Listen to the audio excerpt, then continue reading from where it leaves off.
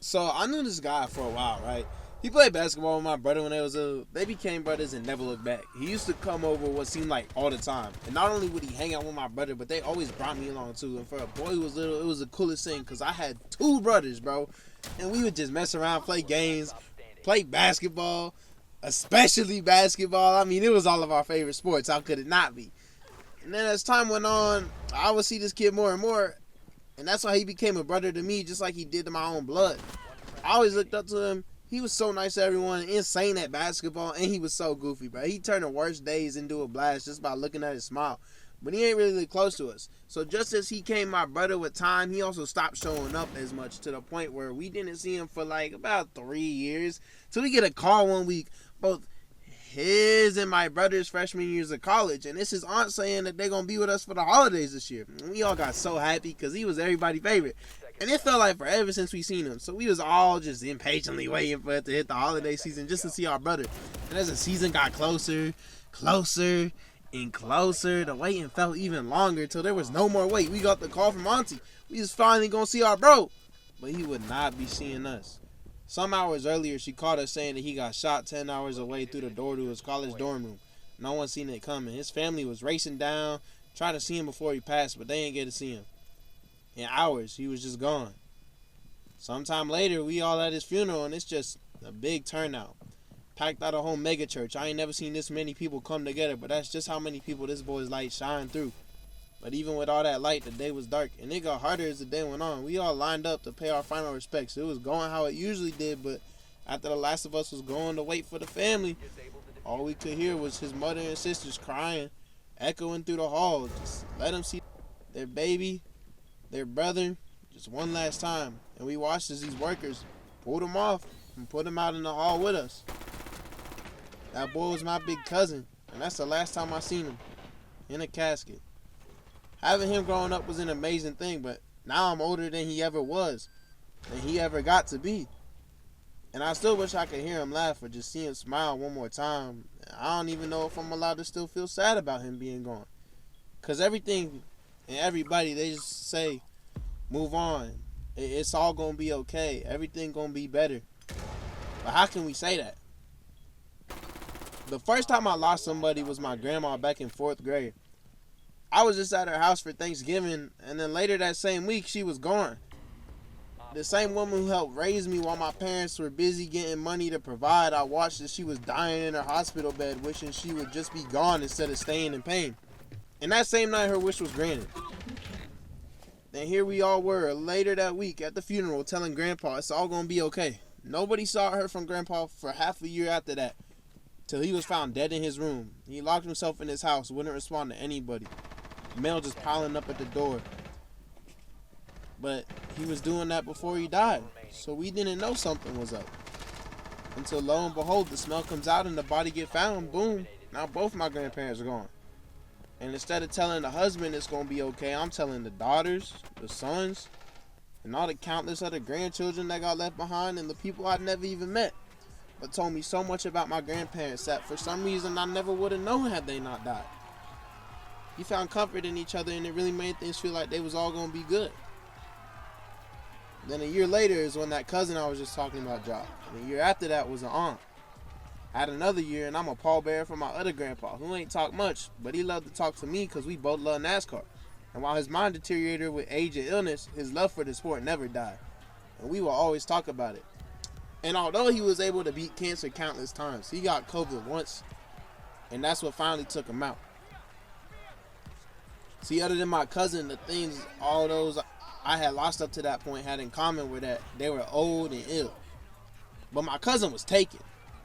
He was young. He was 19. He had so much to live. It just wasn't fair. But life went on, and a year after I lost my second grandpa, I lost another cousin. He used to be over at the house every day. He was my brother's best friend. He used to babysit me. He coached me in baseball, too. And then one night, my brother was on the way to his house. He was bringing him something, but my brother forgot it at home. So he turned around, called my cousin, just to let him know he'd be late. But our cousin told him it was late, and he was tired anyway, so just stay home tonight. And my brother respected his wishes. Then the next morning, our cousin was found hanging. And to this day, my brother blames himself. My brother thinks he could have saved him. How could he not?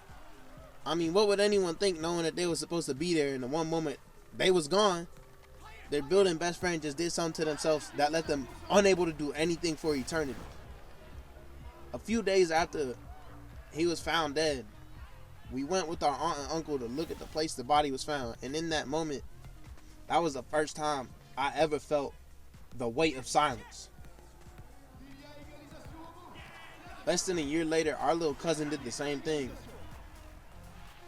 And this one actually made the news, but this time it was just different. Like, the air at the showings, the funeral, it was just so familiar. It was something we were all used to. Death wasn't unexpected anymore. It wasn't surprising to hear that someone died. It was just another day. But death felt the weirdest when I seen it happen to people I didn't know.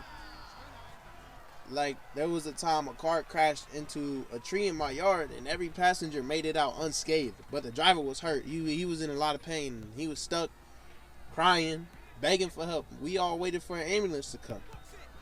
By the time the paramedics arrived, though, he was dead. And we all just sat there and watched. Me, my family, the passengers. And even after he was gone, the paramedics still struggled to get his body out the car. And it took hours, but then his body's finally out. And I ain't talked to the passengers. I ain't talked to anyone. I didn't know what to do. It's like, now what? Was I supposed to tell them it's all going to be okay? They just had to watch their mans die. But that's what everyone tried to say. So I don't know. I ain't know him. I ain't know them. I ain't know any of the other bystanders that stopped to watch this man die. I ain't know the paramedics. And I ain't know what to say. And then another time I watched this happen to somebody I ain't know. It was a biker. You know, we was trying to leave my grandma's house. And we waiting for this dude to pass. But he hit the back of a parked Amazon truck that was in the neighbor's driveway. And he go flying and he just splattered his head off the road. And when the paramedics got there, they said had he had a helmet on, he'd still be there. And in an instant, he just died alone. And the last thing he saw was a solar eclipse that was going on that day. But whatever was waiting on him to get back never got him back. And that's all there was to it. It just was. It just happened. The day went on. Life goes on. I don't know how or what I'm supposed to feel when someone leaves. So I'm never going to tell anyone what to feel. Because how could I? If no one knows what they supposed to do when someone's gone. Because when someone's gone, that's just a void that's never going to get filled. No one's the same. No one can get replaced. All the memories being made right now, they going to be done. Then the show's over. They not coming back. No reboot, no nothing. They could be in a better place. Or they could be nothing. No conscience. Just gone. For the rest of eternity. They'll never have so much as a thought. But I don't know, because I ain't dead. When someone dies, I try my best to be there for the people they left behind. Because I feel like that's all I can do. Because I can't get this person back. The only time I get to see this person is through the people that they was with their whole life. And through all the death I've seen, I've grown to accept that. It's okay. That's natural. And it's always going to be a part of life. But when I think about my cousin whose life wasn't only taken, but stolen by another person, I can't accept it. I mean, my cousin was just chilling in his dorm room, and all of a sudden, the bullets go flying through the door. And he's gone on a Sunday morning before he can even start his day. And I hate that. And like, I'm sitting here saying all this because not too long ago, my grandma died, and it made me realize for the past 9 years, I've seen at least one person die every single year. And I was very close to most of these people. I was brothers with a couple of them. And some of them, I watched life leave their body. Like, I watched not only as someone's enthusiasm and hope left, but I've literally watched people die. I've watched the post go out. I've watched the heart stop. I mean, right in my backyard. And there was nothing I could do to help.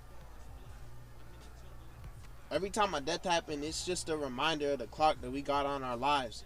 And that we don't know when the alarm's gonna ring. We just know that when it does, everything we ever did will come to an end. And that just fucking sucks.